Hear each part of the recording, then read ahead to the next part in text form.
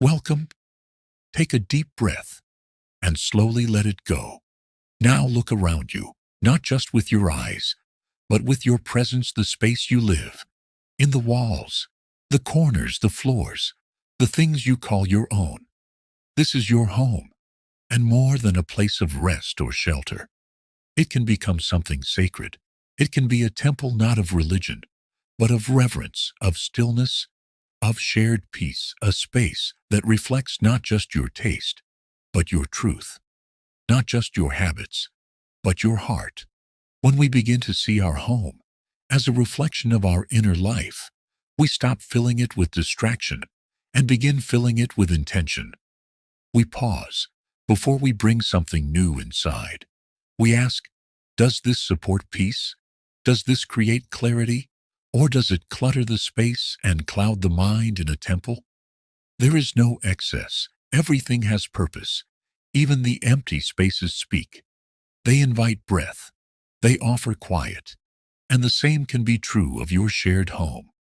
Whether you live alone or with others, whether it's large or small, humble or grand, you can choose to treat it with care, to treat each object, each sound, each act as sacred, to turn off noise and turn up awareness, to light a candle, not just for light, but for presence, to sit without screens, to listen without judgment, to move with mindfulness, to clean not out of duty, but as devotion.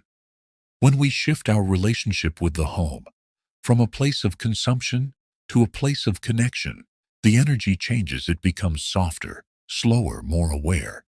And when we live with others, the intention deepens, because a shared space is not just about what we want, but what we cultivate together.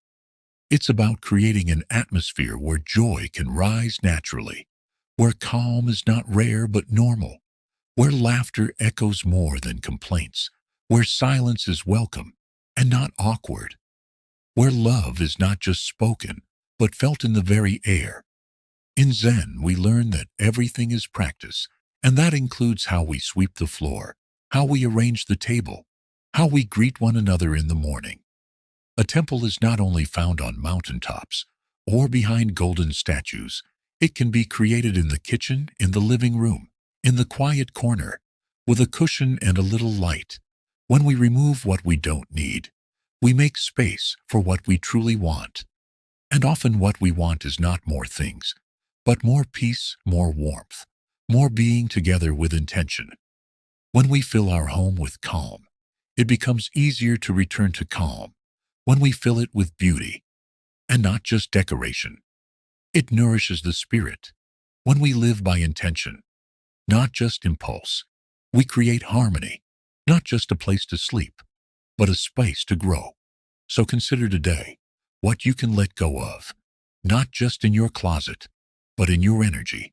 What noise you can soften, what rituals you can begin, what tone you can set for this day, for this hour, for this breath. Let your home become a place that supports your highest self, not just your habits. Let it remind you of what matters. Let it be your refuge and your mirror. Let it welcome you again and again as a living temple of presence and peace. The world outside may be noisy, but within these walls, you can create quiet. You can choose simplicity. You can choose kindness. You can choose to live in a way that brings light to everyone who enters, even to yourself, especially to yourself. This is your practice. This is your space. This is your temple. If this message brought you calm, this space is always here for you. Subscribe, return, and walk this quiet path with us, one breath at a time.